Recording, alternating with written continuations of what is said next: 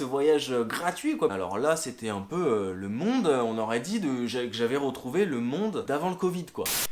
1, 2, test micro, 2. Je fais des tests micro, mais je suis chez moi, y a pas de bruit. Bref, la question, la question qui dit j'espère que vous allez bien. La question où je pourrais dire quoi de neuf, elle est un peu inutile en ce moment. Mais j'espère que vous allez bien, sincèrement.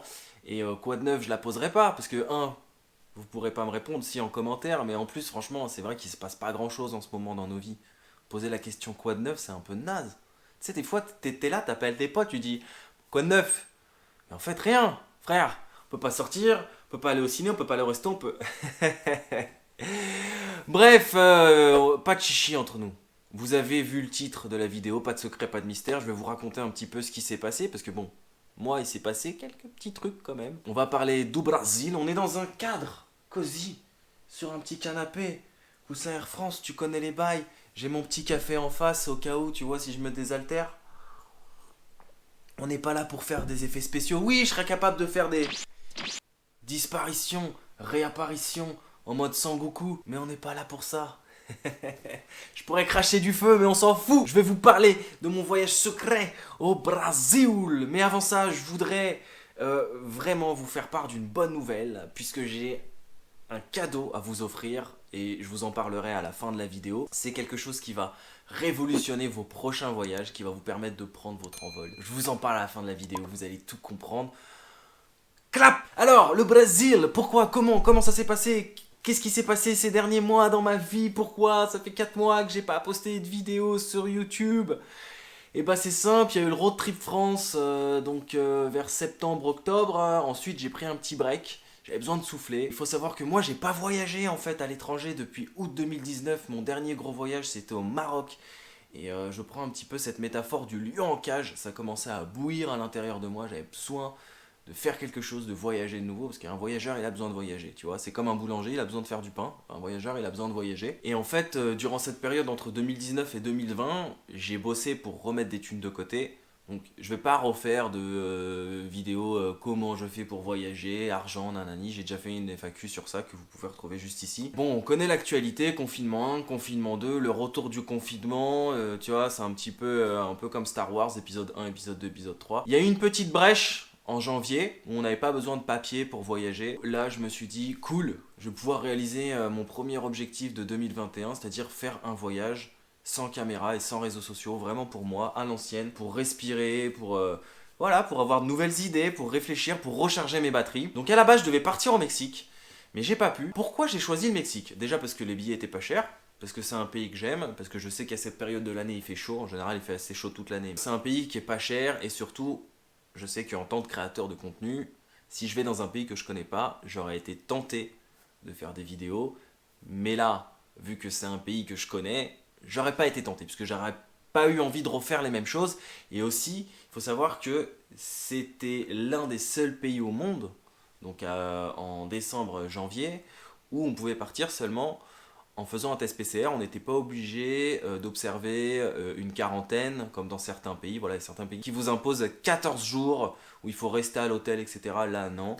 Donc il y avait quelques pays comme ça, donc, notamment le Brésil, la Turquie, etc., où on n'était pas obligé d'observer une quarantaine. Donc je m'étais décidé sur le Mexique, tout était prêt, j'avais pris mes billets, etc.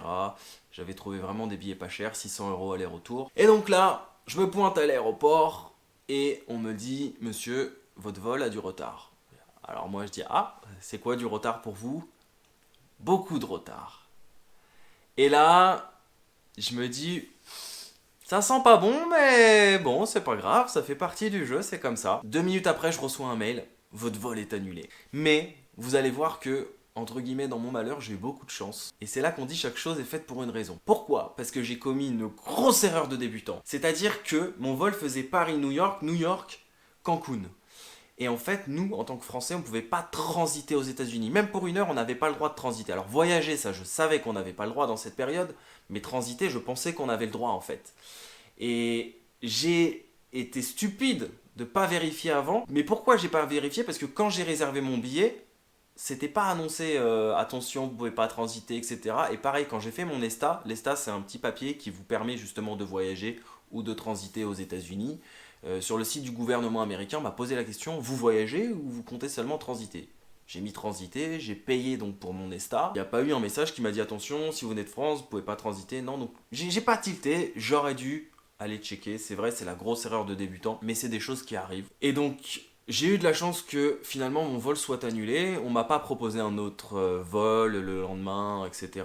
Et tous les autres vols, de toute façon, il fallait rajouter de l'argent, c'était beaucoup trop cher. Donc finalement, je suis rentré chez moi. J'ai réussi à me faire rembourser mon billet et en plus, j'ai réussi à me faire dédommager de 600 € parce que oui, il y a une loi en gros chez Air France, que l'aller était avec Air France, qui dit que si vous devez faire plus de 3000 km mais que vous n'avez pas pu, le vol a été annulé, vous pouvez être dédommagé donc de 600 €. Donc j'ai reçu 600 €, c'est un cadeau quoi. Et avec ces 600 € au final, je suis parti au Brésil. Alors je n'ai pas décidé justement de repartir au Mexique, de ne pas rebooker un billet pour le Mexique parce que les billets étaient beaucoup trop chers, donc je regardais un peu les autres destinations et là j'ai trouvé encore moins cher que mon billet au final pour le Mexique. J'ai trouvé un billet à 480 € aller-retour en quasi direct pour aller au Brésil. Donc là je me suis dit c'est cool puisque le Brésil c'est comme le Mexique, on peut juste y aller avec un test PCR, pas besoin d'observer une quarantaine, et aussi c'est un pays que je connais déjà donc je ne serais pas tenté de faire des vidéos.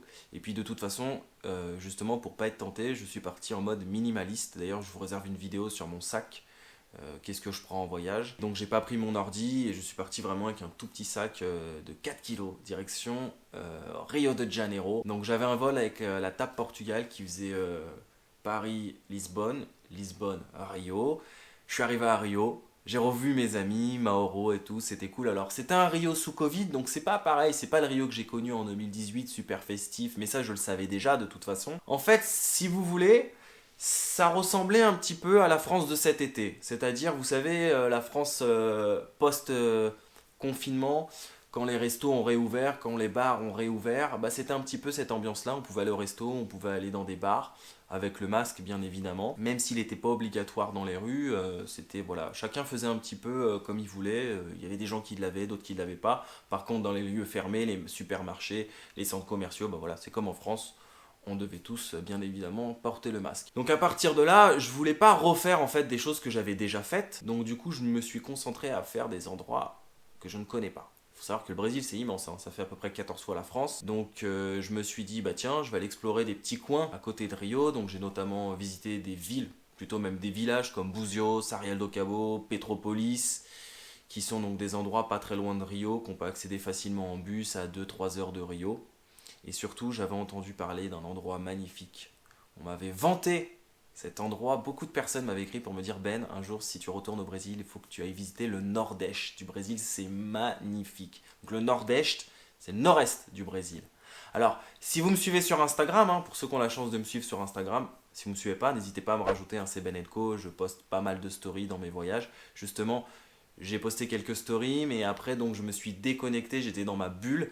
J'ai supprimé tous mes réseaux. Je suis parti dans le Nord-Est, je suis resté à peu près 3 semaines, donc je suis arrivé à Fortaleza, la capitale de l'état du Ceará. Et après j'ai visité plusieurs petits villages dans les alentours, donc j'ai notamment été à Jericoacoara. Alors dans les alentours il faut quand même à peu près 5 heures de voiture de Fortaleza pour aller à Jericoacoara. Donc Jericoacoara, Canoa Quebrada, Pipa, ensuite j'ai fait une ville natale et puis découverte de Fortaleza. C'était top, c'était cool. Ça m'a vraiment permis de me retrouver dans mon élément, c'est-à-dire le voyage. Alors, je l'ai dit, c'était un Brésil sous Covid, donc c'est pas pareil. Comment ça s'est passé? Alors, dans certaines villes, il y avait des couvre-feux, tout fermé à 10 heures. Dans certaines villes, il n'y avait pas forcément de couvre-feu. Tout était ouvert, certes, mais c'est pas la même ambiance que d'habitude, même si on avait plus de liberté. Le Nord-Est, j'ai beaucoup aimé. Pas forcément tant par la beauté des paysages, parce que j'ai pas été surpris. En fait, c'est beaucoup de grandes dunes. C'est beaucoup de plages, de belles plages, des grandes plages.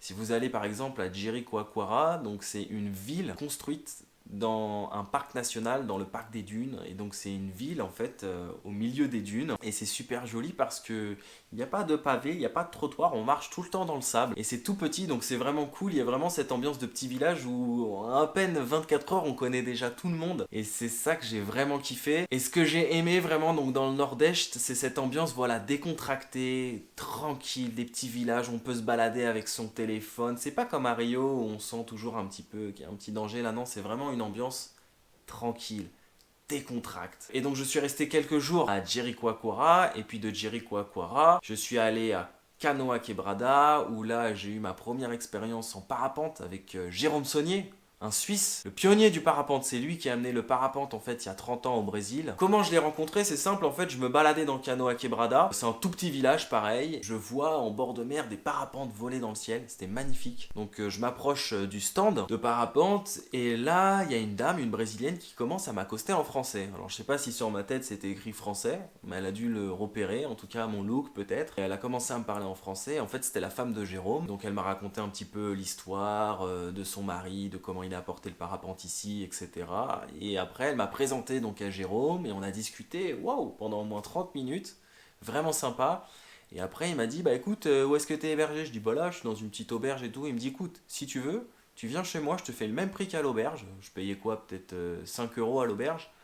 Mais j'avais une chambre partagée et là il m'a dit je te fais le même prix qu'à l'auberge et j'ai une petite dépendance, c'est vraiment pour toi, j'ai construit ça pour mon père mais il n'y a personne, après c'était ma fille qui habitait dedans mais là voilà c'est vite, tu viens et tout. Je dis bah ok, donc je suis venu chez lui, c'était vraiment cool parce que j'avais l'impression d'habiter chez des locaux en fait. Alors lui c'est un expatrié mais ça fait 30 ans qu'il vit au Brésil, donc c'est un peu comme un local, il est marié avec une Brésilienne, donc c'était cool, tous les jours on parlait de tout, de rien, du parapente, du Brésil, des voyages, etc.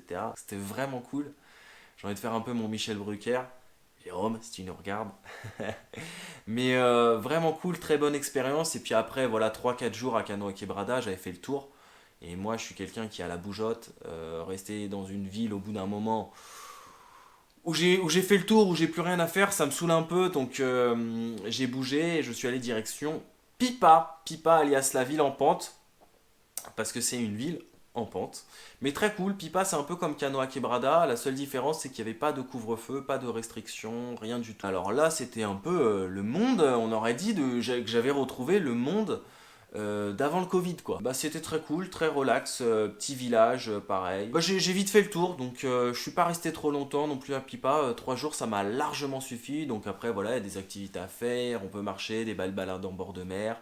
Mais ça reste dans l'ensemble très similaire, j'ai trouvé à Jericoacoara ou à Canoa Quebrada où ce qu'on vous propose, c'est des balades en buggy dans le désert, de faire du quad, enfin dans les dunes, pas dans le désert, mais voilà, tout est assez similaire et voilà les activités donc de plage, le surf, etc. ou les balades en bateau. Donc je trouve que c'était sympa pour quelques jours et après je suis parti de Pipa, je suis allé chez Natal où j'étais hébergé pendant une nuit, c'était pas prévu, ça c'était vraiment du mode quand rien n'est prévu, tout peut arriver. J'étais hébergé chez Caio, un Brésilien que j'ai rencontré à Pipa, on a sympathisé. Et on a accroché tout de suite et il m'a dit Ben, si tu passes par Natal, t'es le bienvenu chez moi. Et ça tombe bien parce que je suis parti plus tôt de Pipa, j'avais fait le tour et je me suis dit bah tiens je vais aller visiter Fortaleza avant de rentrer sur Rio. Et finalement j'ai fait une petite étape à Natal où j'ai découvert son petit coin de paradis. Il habitait en fait dans un coin de Natal qui est très sympa, pas très loin de la plage et c'était vraiment vraiment relax. Et après direction Fortaleza où j'ai visité donc Fortaleza, on m'a dit fais attention Fortaleza c'est dangereux, c'est comme ci c'est comme ça. Moi perso je me suis jamais senti en danger à Fortaleza. J'ai trouvé ça sympa, après il n'y a pas grand chose à voir, à faire.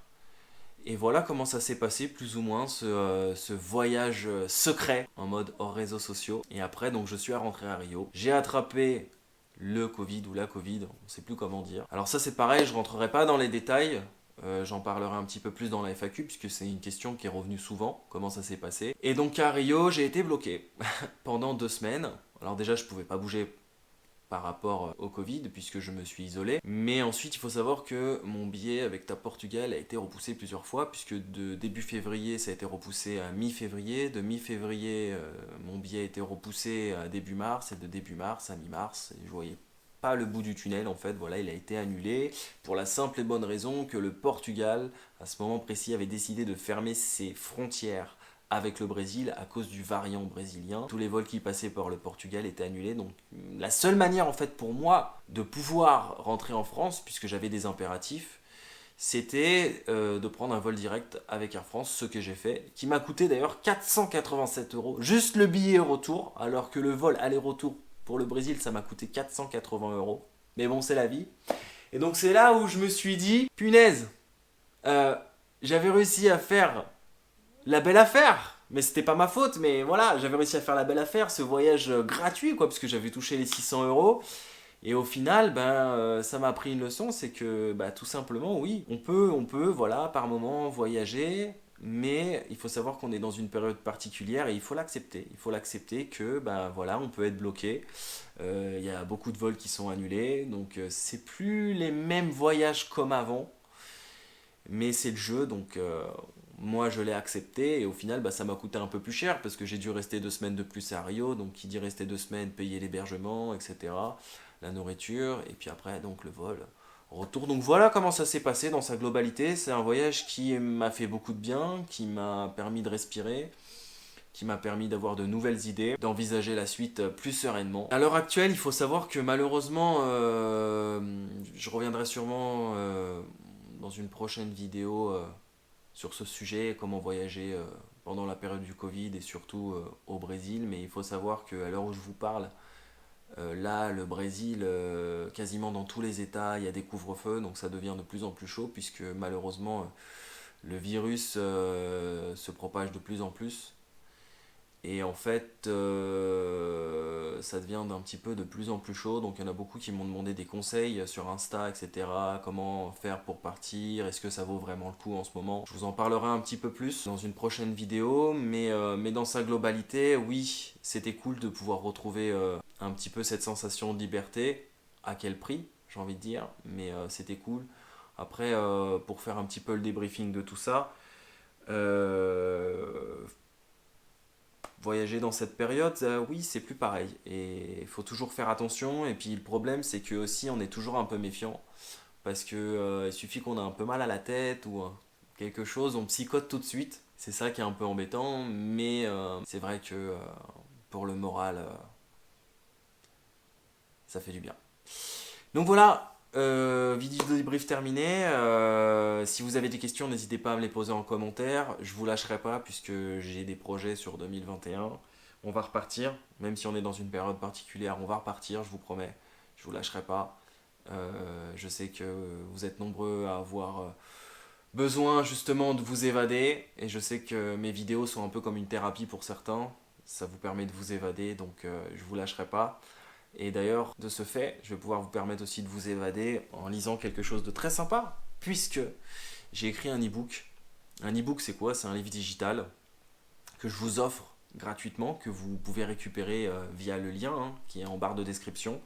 Et ce e-book, il s'appelle Le kit ultime de l'aventurier. Donc voilà, si vous avez un smartphone, une tablette, un ordinateur, ça ressemble à peu près à ça. Et en fait, ce e-book, j'ai mis tout mon cœur pour justement vous donner des petites astuces de mes 9 années de voyage. Je vous apprends à prendre notamment votre liberté. Je vous donne quelques secrets pour voyager et surtout je vous apprends à voyager d'une autre manière un peu minimaliste. Et c'est truffé de bons conseils, de combines en tout genre. C'est 100% gratuit, vous avez juste à mettre votre prénom et votre email.